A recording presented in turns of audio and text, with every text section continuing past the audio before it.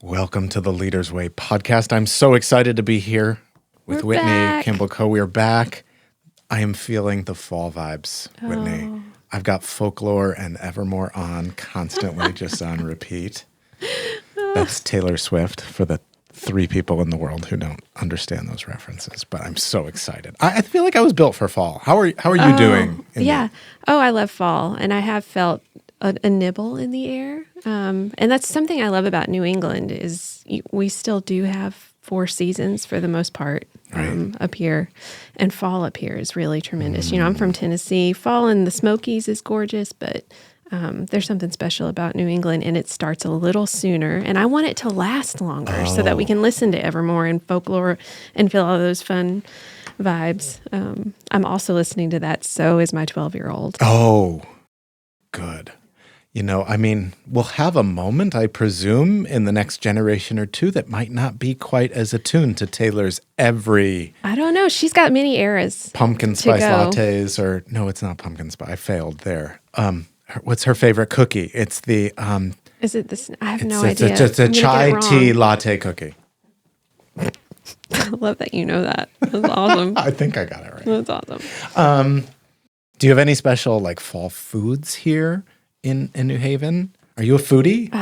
No, I'm not. Gosh, I hate to admit it. I'm just not a foodie. I appreciate pretty much anything anyone puts in front of me. I'm just grateful for the effort and usually for whatever I'm eating at that moment. But I know you're a foodie, so you might ought to tell us what are some of the fall foods you love. Well, I think I am a foodie. I don't think I can deny that. Although I do eat whatever's in front of me. I'm not fussy. If my children are listening, they're going to completely disagree with that. But no, on September 1st, we rolled out a butternut squash soup. That's that like the delicious. taste of fall for me. Yeah. I'm sure I could learn how to make that. Oh, it's so simple. Yeah. You roast some squash and you put it in a blender. Yeah. With your favorite stock of choice. Some white beans. It's so simple. It's also pesto season in my world. Basil is the only food that I grow in my garden. My garden is mostly, hundreds of flowers, right? But it's basil harvesting time. Oh, I do love basil too. Every meal is green, has some fair amount of greenness. Yeah. Well, maybe I am a foodie. I have opinions about these things. So this is that's good. That's good to hear. You know what else I think of during the fall is some of my favorite fall movies. Like You've Got Mail and When Harry Met Sally, Practical Magic. These things are already queued up for me. Yeah. So we'll be watching those at my household very soon. Thank you for naming falls as part of the movies as part of the fall vibes. My favorite fall movie is also my favorite movie, which is Dan in Real Life. Do you know this movie? No, I don't. It's a deep cut, but it's one that we watch every year, and it's got Steve Carell. Okay. And Steve Carell has lost his wife to cancer, has 3 daughters, and he's part of a big family. He's a journalist, and the family is all coming together to close up their summer cottage in Rhode Island. So fall is in the air, and it sort of marks this transition from summer to fall, and it's a romantic comedy. Okay. Oh, well, that's great. I'm totally adding that to my queue. I think of Meg Ryan coming out her New York City apartment, and You've Got Mail in this really cute wool skirt and leggings and loafer shoes, and she's picking up her pumpkin spice latte, which gives her an absolutely defining sense of self. And then she heads over to her bookstore. It's just so perfect. That's where my mind is right now. Okay, so friends, go back to season 2 and listen to the pumpkin spice latte episode that Dr. Hannah Black and I did. It was a taste testing because I'd never had one. Oh my goodness! Before. Yeah, it's overwhelming. I know, imagine it. We have a wonderful episode, an intense topic, but one handled with such care and tenderness and compassion. We have the Reverend David Peters with us, who was an enlisted Marine. He was an Army Chaplain. He's an Episcopal priest. He was deployed to Iraq in 2005. He's written many books on ministry and trauma, on spirituality and trauma.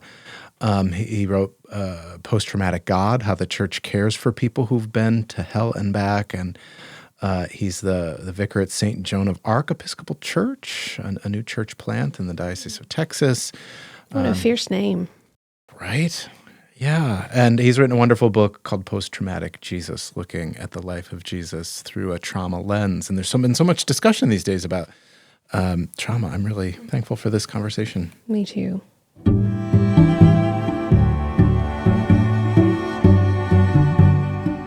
Welcome to the Leader's Way podcast, a show for people who are not ready to give up on the world.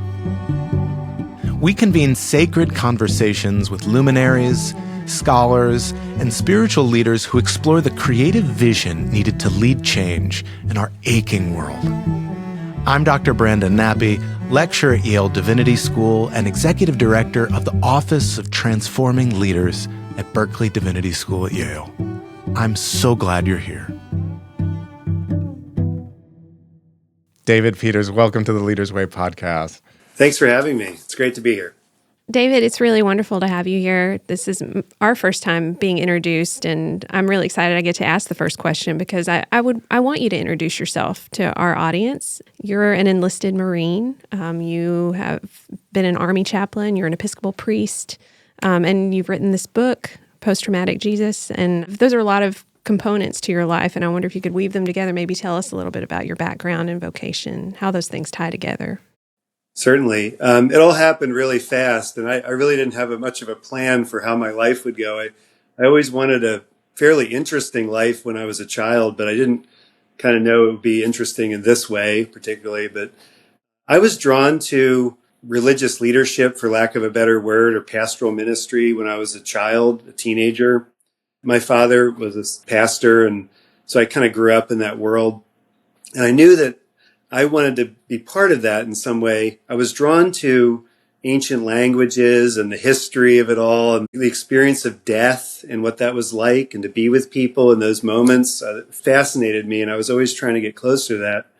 But I didn't quite realize that ministry was really about people and the kind of things they were encountering. And that dawned on me when I was in seminary. I just got started at a new seminary after moving. And I was living with my parents, as often happens in one's early 20s, living there and writing papers in the basement and sort of like reconstructing my 23-year-old life at that moment. But my dad was away one night, and this man, and my dad's a pastor, this man came to the door from our church, and he was distraught. His wife had left him, and he was just didn't know where to go. And there I was, studying all this theology and learning about all this stuff and digging into the stuff I really enjoyed. And that was the night I kind of realized that this was all about people and the kind of things that turn their world upside down, and that somehow I had to learn about that stuff because I wanted to help people. Little did I know that I would have my own stuff. Certainly enlisting in the military after high school in the Marines has a sort of trauma of its own. And then leaving the military, saying, I'm never going to do that again. I want to work in churches. I was a youth minister. The Iraq War started, and I knew they needed chaplains to go. So I said, well, that's something I can do. And had another baby on the way, needed health insurance too. So people join the military for a lot of reasons, both, wanting to serve their community and country, the need for an income, health insurance, and just the need for that moment. So then I became an Army chaplain for many years, and then transitioned to civilian ministry in parishes here in Texas. And that was actually harder. It was harder to leave the military than to join it. It was an immersive world that had a real focus and purpose in the way that civilian life doesn't quite have. It also had a way of handling traumatic events because sort of everybody was in it together that I don't find in the civilian world. And that's really where the church comes in, is trying to create a world or a community that can handle that kind of stuff. And that's why I wrote Post-Traumatic Jesus. I wanted to try to equip the church and Christians and people that are interested in trauma and how to care for each other, because these these events happen all the time. Traumatic events happen all the time. And everybody we talk to, everybody I know, has had something that turned their world upside down. Being a veteran is kind of a privileged thing, because if I say I have PTSD, you believe me, because you can say, well, that's a war, that's trauma, that makes sense. But for a lot of other human experiences, people aren't believed, and that is also a kind of trauma that happens. So that's kind of where this book came out of my experience of the pandemic as well. It was written during the pandemic, as a lot of people tried to be creative. I found I couldn't be creative during the pandemic. I thought I would accomplish a lot of things, but it was overwhelming to me creatively. And so this is sort of a later pandemic kind of thing that I'd started during it, to try to say, where is trauma in the life of Jesus and in the ministry of Jesus, and how does that show up in the New Testament and in the church that has come out of that movement today? I'd love to ask you about the book in a second, but before we go there, I wonder if you could share a little bit about the chaplaincy experience, especially for some of our students who might be listening, who may wonder if that is a call that they might say yes to, or maybe for a particular student who really struggles to understand how chaplaincy and military life, chaplaincy and war, might go together. Can you share a little window into what that experience was like for you? My military experience has always been like seeing it through a very narrow lens of my own experience. And when you're in something, I probably knew less about the Iraq War when I was involved in it in Iraq than I did before and after it. Wow. Just because it's really hard to see the big picture of a war. You see your little picture really clearly. And my little picture was, I was 27 at the time, and I was older than most of the people I served. Wow. You kind of are given a village as a battalion chaplain. The battalion is a unit of maybe 500 to 1,000 soldiers. And that is like a small village. And you're the chaplain for that village, that unit. And they have a very specific function usually, but it's military stuff. And so there's a lot of just dealing with the military. There was a missionary that came to a church I was at many years ago, and I was a youth minister in a Mennonite Brethren church. And he was from Mongolia, and he said that we spend a lot of time with the yak. He said, there's this yak we have, and we got to go out and milk it every day, and we got to care for the yak, and the yak is like our life, and the world revolves around the yak, the family yak. And I've always thought about that with military ministry, that there's this yak, which is the Army for me, this military culture, machine, language, and you have to work in that. But inside that is the ministry of people, because there's people there, and all of them are going through all the things that people go through. And the military is a huge youth group. I went from youth minister to Army chaplain, and they were people in their early 20s. Many of them were married with kids. The military incentivizes marriage for young people for money. You get more money when you're married. You can move out of the barracks, and it's kind of a privileged position. So, and you're far from home, so people will do. And there's the threat of death, imminent death, that forces or encourages people that way. So my ministry was very much a ministry of presence. That's kind of what the chaplaincy is. But it was also a learning experience for me, that people carry with them so many difficult things that they hide from others. And we do that for good reasons. But the trauma of war, the trauma of violence, and the trauma of, for me, the big awakening was the trauma of sexual assault for many soldiers that were experiencing military sexual trauma that I did not know anything about when I was starting it. But we did do a lot of training with that and trying to get people to the kind of health care that they needed, both mental and physical, but also supporting them through that journey, because that's another thing chaplains do. We walk with people through the journey of healing as best we can, while we're trying to function in our roles and responsibilities. So it's also a multi-faith kind of experience, but the dominant religion in America is Protestant evangelical, and so that's the dominant group in the chaplaincy. So becoming Episcopalian during that experience I found the Episcopal Church really before the Iraq War, but joined it after the Iraq War, coming home from that, because I needed a place where I could feel that they accepted me for the upheaval of my life. I had recently gotten divorced. I had trying to start a new life over. And I was trying to make sense of God, who had abandoned me in Iraq, who I was angry about and upset about and hurt by, and felt like that God of my childhood had disappeared in the anxiety of all the things that I experienced. So I was doing exactly what the soldiers I was serving was doing. I was going through traumatic events. I was having my world turned upside down. The trope of your marriage breaking up when you're in the Army is like, it's a joke. It's reality. And it was happening to me at that time. So I kind of thought if I did everything right in my life, and that comes from my fundamentalist background a little bit. If you do all these things right, a lot of bad things won't happen to you that happen to other people. And I found that deal that deal was broken with God. God had broken that deal with me. And so I drew on the experience of another Army chaplain from a losing war named Paul Tillich, who was in World War I as an Army chaplain. And he came home to a shattered marriage too. And the rest of his life is spent kind of trying to construct a theology that can handle trauma and traumatic events like war and all the things that come with it. So his theology of God as the ground of being helped me a lot, trying to get back with God, because I was still a Christian. I still loved God, but I felt like the God that I'd gone to Iraq with had died there and had not come back. And that's true of my own soul as well, that I had died there as well, and or should have.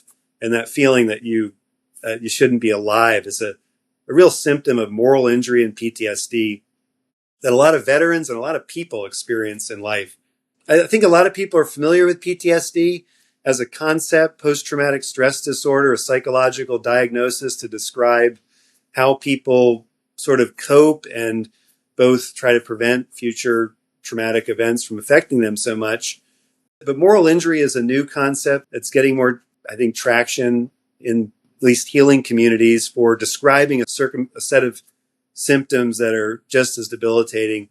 PTSD is about being the prey. Something is hunting you. Something's trying to kill you, destroy you, terrorize you.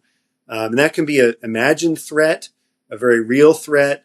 It can be a lot of things.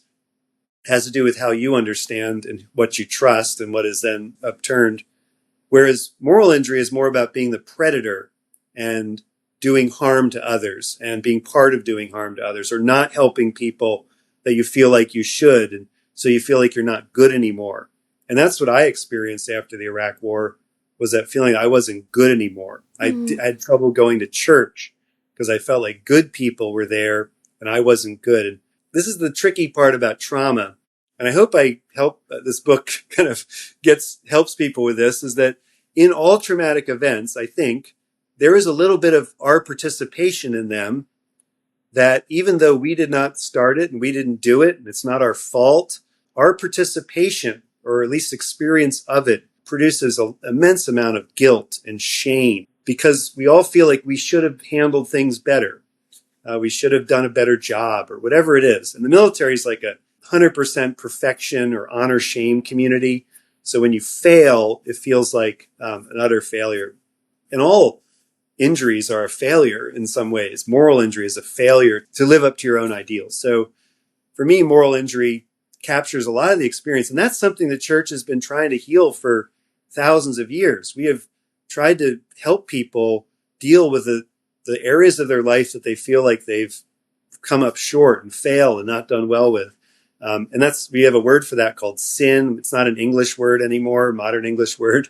Nobody uses it. You won't hear it anywhere, but maybe in a funny sense, like sinfully delicious desserts or something. It's not a word. So the church, again, has to reinterpret language for people, because all trauma healing starts with language. It starts with words. It starts with hearing a word or a conversation, maybe like this, that says, oh, I had that experience too, or that sounds a lot like me. And then concepts that help us with that, like diagnoses. When I found out I was diagnosed with PTSD, that helped me a lot because I was able to say, now I kind of know what I thought was just me being nervous or weird about playing racquetball in an enclosed space. Or I'd have these experiences where I would go through these floods of emotions, and then I would drink to kind of tamp that down. And the cycle would repeat itself over and over again. Once it was kind of named, like Jesus naming the demons, or asking for the demons' name, making them name themselves, I was able to then start to heal. But that doesn't heal people, just knowing about stuff. We're all pretty smart. I mean, if you're listening to the Yale podcast, you're smart. You've probably read a lot of books and you know a lot of things, but knowing things doesn't ultimately heal people. And hopefully in this book and in my work in the church, it has to move into the body. And that's Bessel van der Kolk, The Body Keeps a Score, and lots of other writers when they talk about trauma, that this bodily experience, to me in the church, is a sacramental experience. There's always a touch in every sacrament. There's always some kind of connection to an actual real part of human life, not just a theory or a concept. And this is where the church has a huge amount of opportunity to help people heal with trauma. And most clergy probably don't know that when they're up there running stuff on a Sunday and people are asking them when the potluck is and things like that, that is actually a way of healing trauma, that this embodied experience where people are there and doing rituals that are embodied, that actually is healing people, whether they're saying that that's happening or not. And that's the good thing about healing in the body. So moving from words to body, that is, to me, the healing journey that is lived out in the life of Jesus. He does a lot of teaching.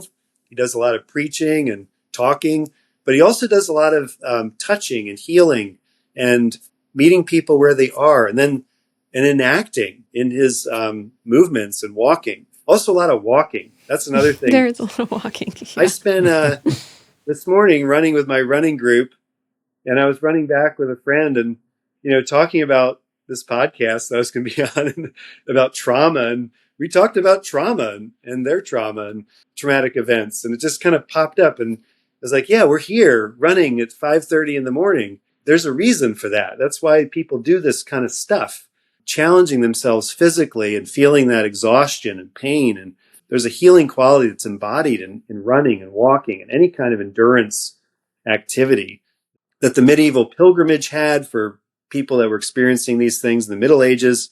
And I think it's moved into fitness culture in modern America. So there's rules, there's all kinds of things in fitness culture that we can make fun of. But there's also a big part of it that is a response to traumatic events that people are instinctively seeking and sometimes finding there. David, I wanted to go back to something you said about, and what you've been leading up to, which is that the church has a role to play, that the stories of Jesus and what we read in Scripture can offer us some of this language and a reframing, perhaps, of our experiences. But I was thinking about last summer, I did a CPE unit, clinical pastoral education, which is required of all divinity students, which is terrific. But I completed mine at a veterans hospital in hospice with veterans many of whom had been through the Vietnam War and were dying from, carryover from their experience in the Vietnam War, from things like Agent Orange. And they had not only, their physical issues, but also the spiritual one, which you mentioned, moral injury was a really strong one. And the church, many of them pointed to the church as a place that had not actually met them in that space and had actually compounded a lot of the moral injury that they were feeling, that they had even left the church for those very feelings that you are seeking to combat, I think, shame, guilt, sin. So I wonder if you could say more, and maybe this leads us to your book, about how the church can actually show up in a way that is healing, in a way that does offer a reframing of that language that creates or informs the shame that we sometimes carry. That's a great question, and the question I've been trying to ask myself. In my book of Post-Traumatic God I wrote a while back, there was like 2 chapters that were about the New Testament and Jesus. And those were the chapters that people that preach a lot would always tell me they really liked. And so this book is sort of like an expansion of those, was like a 1 or 2 chapters of that book. Because they realized, and I realized that preachers, teachers, and people that, talk about God and church need to be equipped to talk to people that have been through traumatic events, especially veterans, and that veteran experience of coming back to a world they don't recognize anymore, that feels misaligned, like there's values that are different. Because war is a different moral universe. It's an upside down moral universe that you live in. And then when you come back to this world, there's a whole nother set of rules. And the church seems to embody this nice set of experiences, that things are kind and happy and good, and that you have to be those things to be participant in it, which is not true at all. And I wish people knew that about the church, that every church I've ever been part of, as a parishioner, as a priest or pastor, have been full of people with all sorts of experiences that were various levels of good and bad and evil, and all these, whatever. Full of humans, really. Yeah. All these things. And there's nobody perfect there, including me. And so one, recognizing that, and churches haven't done a good job of selling that, because if you sell that if you market that you're too messed up, why would anybody want to join at the same time? But I also know that in progressive Christianity that I'm part of now, and in Christianity in America at least, there's 2 responses to war, and that is, get up on the altar and wave a giant American flag, or tell everybody that it's like wrong to join the military and they're all killing babies all the time. And these 2 extremes are what you will find in most churches in America. Even the discussion of like flags in the nave or in the sanctuary, to me, raises that issue up in a way that is a symbolic issue and controversy that a lot of people us joke about or remember fights about or something. But usually they're touching on the symbolism of an experience. And I think there are ways for churches to talk about war and trauma. And if you look at the General Convention sermons from the Episcopal Church in Vietnam during the Vietnam War, they often will have this sort of dual message. We want to support the troops, and we think we should surrender immediately to the North Vietnamese forces, and the dual message of we love you, we care about you, and we think what you're doing is completely wrong and evil. That was that time period, how I think a lot of churches were talking about it, either one or the other or both. And all of those messages, I think Jesus really does show us how to do this in his own ministry. When you think of the Roman Empire, and I write a lot about Rome in this book because this is before the meme about the Roman Empire. Right. I was thinking about the Roman Empire long before the memes about men doing this or people doing this, because that is sort of a ground point of Jesus's life. This world, the Roman lake of the Mediterranean Sea that Jesus lived next to, and how that was part of his world. And yet, in the midst of all that, Jesus has a way of making everybody angry.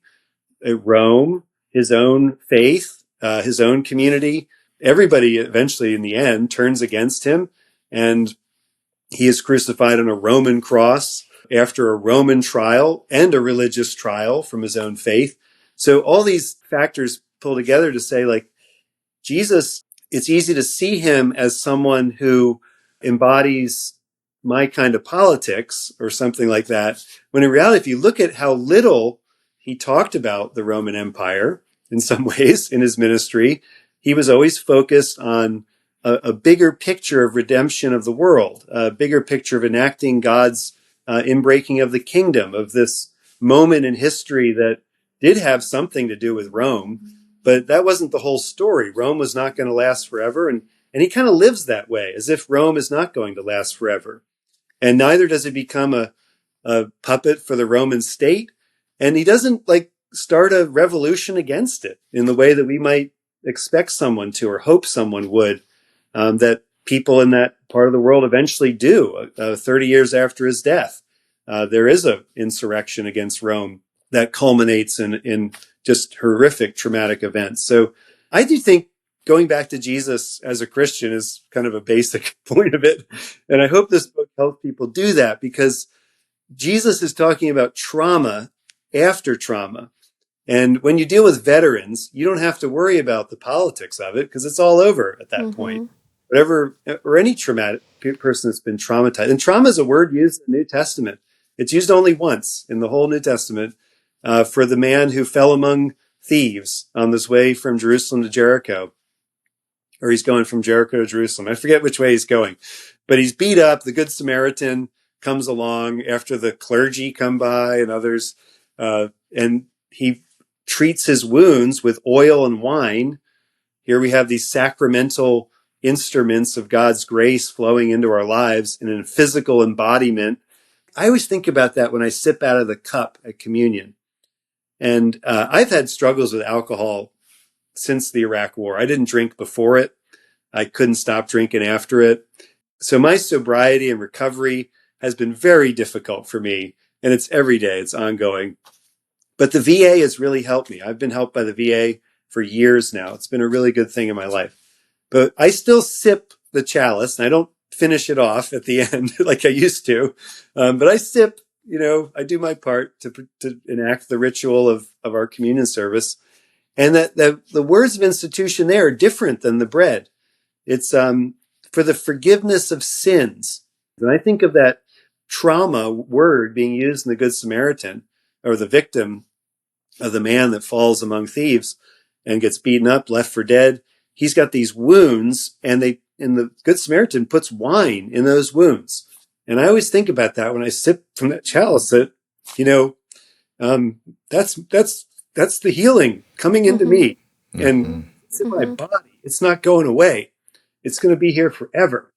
And I do think this idea of healing is not getting rid of it.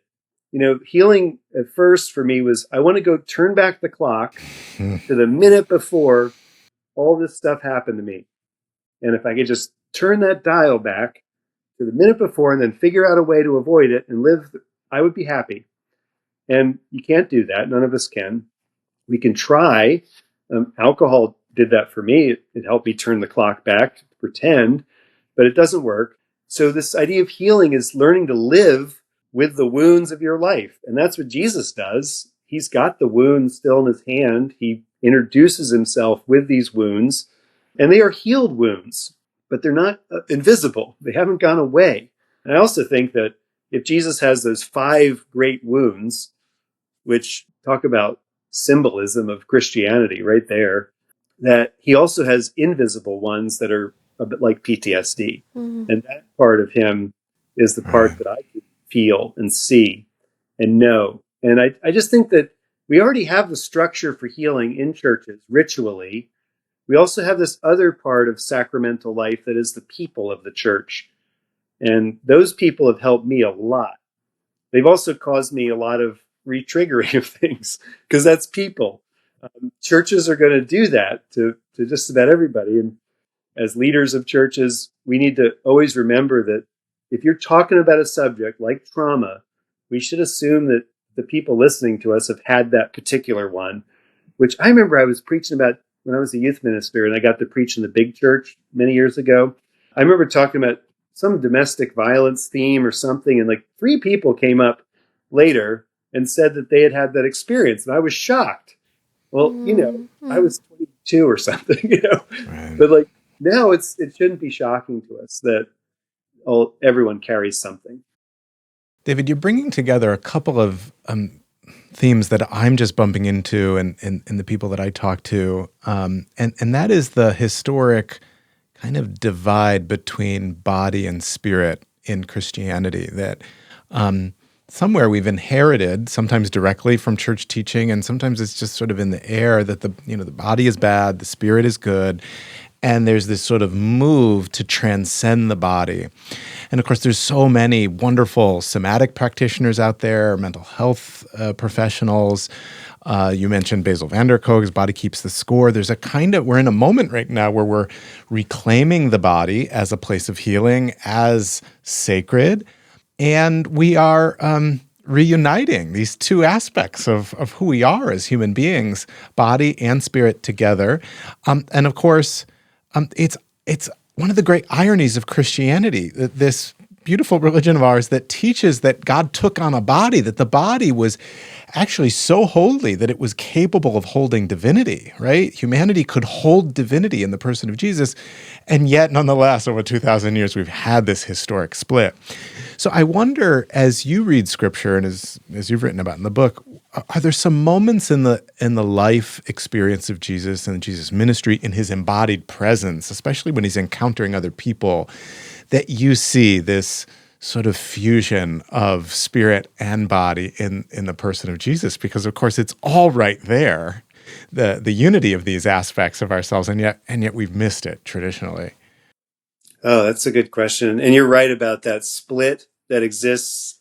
And we always kind of blame the Greeks or somebody We blame for the this Greeks, stuff. right? But like it's in humanity. It's in a lot of stuff, not just Greek thought or something. It's like there's something in us that the fact that our brains kind of named the brain, it means that we have a control center that we like think about it that way. But and it's not like, I don't think humans, there may have been a time when they didn't sort of have that split, but I think we've always sort of had that because our minds do imagine us as amazing characters on the stage. And then you go and you go in that job interview or whatever, and you're like, oh, I feel like a complete idiot. How could I say these things? Or athletics, I go out to run and I pull my hamstring and I think, I was a great runner until that moment.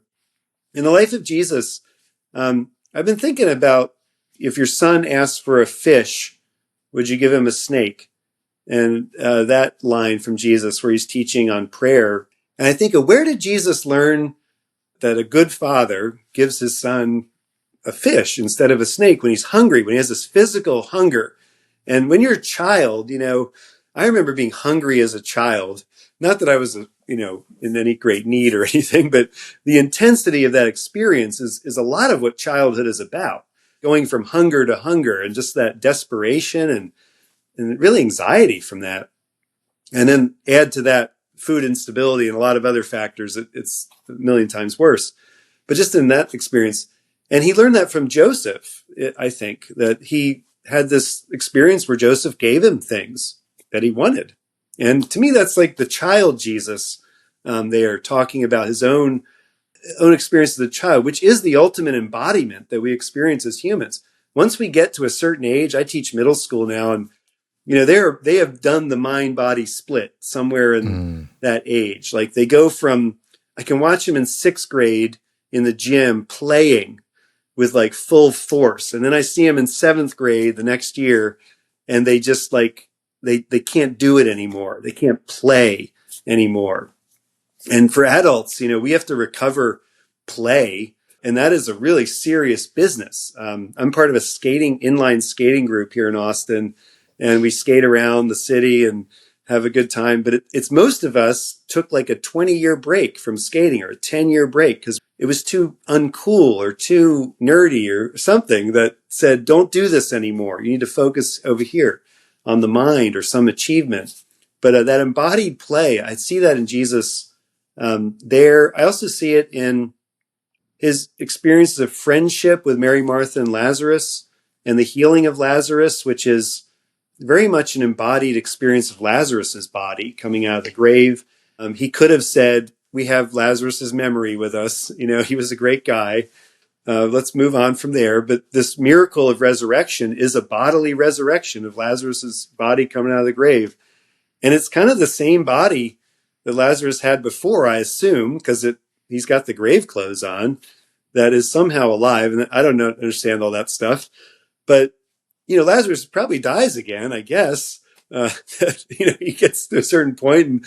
But that's not the point of that story. The point of the story is that Lazarus's body matters, and Jesus knows it does. And that's true for my body and our bodies, like that our lived existence is the thing. It's the whole point. And I found that the things that help me with my traumatic reoccurrences and even and my ways of coping with that, which are usually pretty unhealthy, the way to deal with that is to do really dumb things. to solve them. And this is sort of the principle of AA as well. Like the way you don't drink is you just don't drink. Or also to like, I know I got to get up and walk around this neighborhood. I got to go skating tonight. I've got to run in the morning. I've got to make a plan for that. And these very basic like things that aren't that intellectual actually do help people. And church is like that. Church is not an intellectual place. That's the disappointment of every young clergy person. They get in there and they think people are going to want to talk about, there's always somebody in every church, but those are the people you often don't necessarily want to talk to for like 12 hours a day. You've heard it Most here. people, they're just like happy there's a church here and they come in. And, that providing that for people is actually a huge part of their healing journey for life, for just living. I wish I had known that earlier as a clergy person, that me kind of putting this thing together, trying to with other people's help and making it function in a way that people can just experience it is actually the whole point of church. They don't have to come away learning. Well, let's take atonement theory, let's break up into small groups based on your atonement theory. That'd be a good seminary mixer, first day of class, see who we can hate now because I'm of not going to something that we believe mixer. Oh my gosh. I mean, penal substitutionary atonement, what a terrible marketing phrase for that one. But, part of our different atonement theories are, when you think about what you're talking about, an atonement theory, a way of the crucifixion, this event that's like larger than life, a traumatic event that happens to Jesus, that he actually expresses his heart for the world in. And that's where we turn to every moment of our trials and tribulations, and how that event has some effect on me in 2025 here in Texas is the theory that will connect those dots, how we believe that. But actually, me just saying that Jesus died on a cross and he said these words when he was there, and then he gave up his spirit, and that story is the main point. And however people hear that, they're going to do their own work to say that story matters to me, because stories have that power that theories don't. And theories create arguments, and we have to have theories on the atonement. We have to, go into there. But usually we end up looking at a theory that maybe we don't like and saying, I don't know why anybody would think that. But there might be a reason somebody thought that. And often the reason is their own profound traumatic experiences. And so I try to not take away things that work for people, even when it comes like the sovereignty of God. Where's God's control over the universe, which was something I wrestled with in the Iraq War. How could a loving God allow this to happen? And my part in it as well. And everybody sort of has that moment in life where they say, how could God be good and also let this happen? And some people turn to rigid God's sovereignty, that this is all scripted by God. And even that can be a way of living and handling something that is unthinkable and insurmountable for some people. Or to say it's more of a process, like Alfred North Whitehead, who's mourning the loss of his son in World War I, comes up with process theory of how God didn't do that to his son, basically. Like so much theology is born from trauma. And so I always try to trace in the life of the writer who came up with this wacky theory that I hate or something, like what happened to them? Where is that place in their life that they had to make this move that maybe I don't agree with, but I got to find out why. Because we're always doing this. We're all making meaning out of our experience, and we're making meaning out of the experience of Jesus on the cross. And as part of the progressive church, and very much in the middle of it now, we have a hard time talking about the crucifixion. In our liturgy, we sort of confine it to one day a year that nobody comes to, just because it's a little much. And yet, I really think if you're going to church in 2025, you're going for one thing, and that's God. There is no other reason to go to church in 2025, not for your job, not for your family. People don't bring their families to church. They go by themselves a lot. There's a lot of that cultural Christianity is long gone. We all kind of know that. We lament that maybe, or wish it were different, but people are coming for that story of death and resurrection. And the resurrection's just as big a deal as the death. That part of it has to be there too. Because the healing of Jesus in the resurrection is the model for our healing, that God will bring from the dead new life, and that death inside us. And we experience so many little deaths in this world, so many, big and little, and ultimately it all is a foreshadowing of that one that's at the end that we don't maybe like to think about. I used to think about death a lot when I was younger, and I would sort of romanticize it and think about how like maybe I should die now and die young or something like that. And certainly after Iraq, I had the feeling like I should have died over there because life is a mess now. But then when I had a really bad health problem about 5 years ago, I thought I heard maybe I was going to die in a couple of years, and that made me want to live. I suddenly wanted to be alive and say, like, I want to be alive. I want to live. That was a kind of resurrection for me. One of the symptoms of PTSD is a foreshortened future.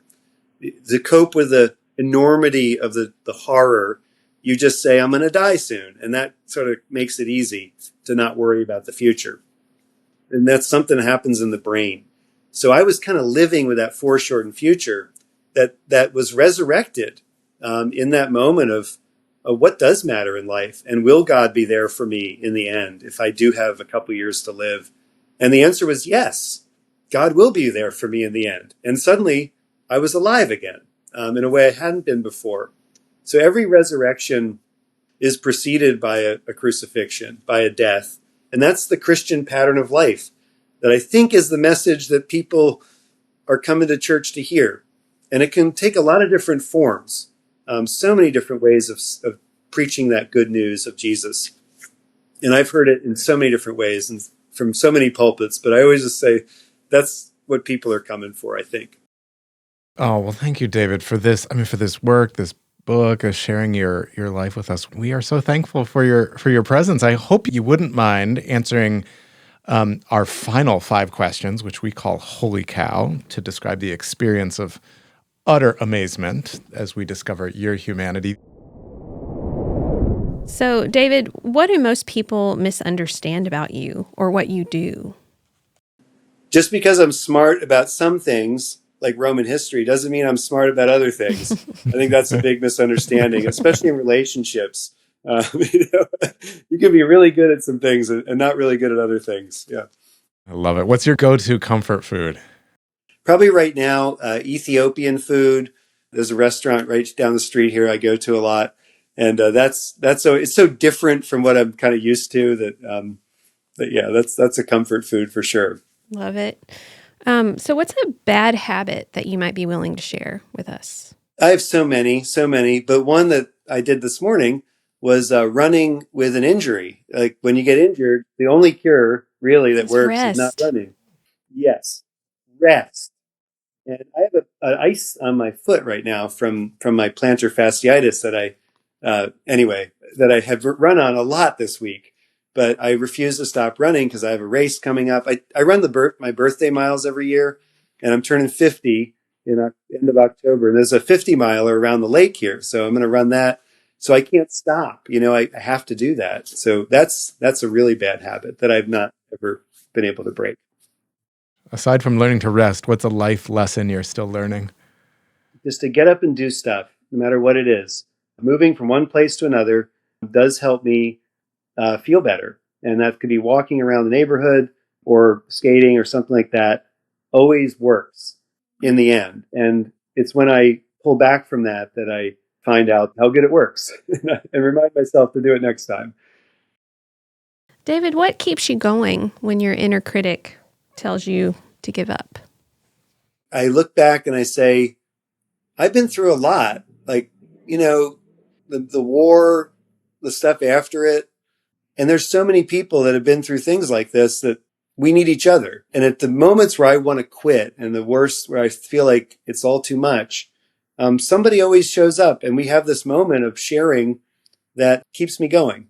Because ultimately, that's why I want to live, is to share the good news of Jesus, which is death and resurrection. And when I get to experience someone else's death and resurrection and live with them in that, and maybe even as a priest be a midwife to them as they birth that new reality, that is like the best thing in the world. And it's worth all the stuff in between.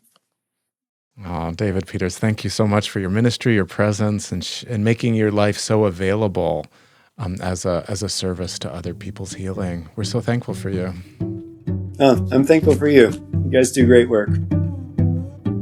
Thank you for joining us today on the Leaders Way podcast, a show for people who are not ready to give up on the world. We hope you found the episode expansive and nourishing. If you enjoyed the episode, please be sure to subscribe, rate, and review the podcast on your favorite platform. Your support helps us to continue bringing you sacred conversations with luminaries, scholars, and spiritual leaders who are dedicated to transforming our world. For more information about our guests and to catch up on past episodes, visit our website at berkeleydivinity.yale.edu. Follow the show on Instagram at theleadersway.podcast to stay updated on future episodes and events. Until next time, I'm Dr. Brandon Nappi, walking with you as you lead with courage, wisdom, and compassion.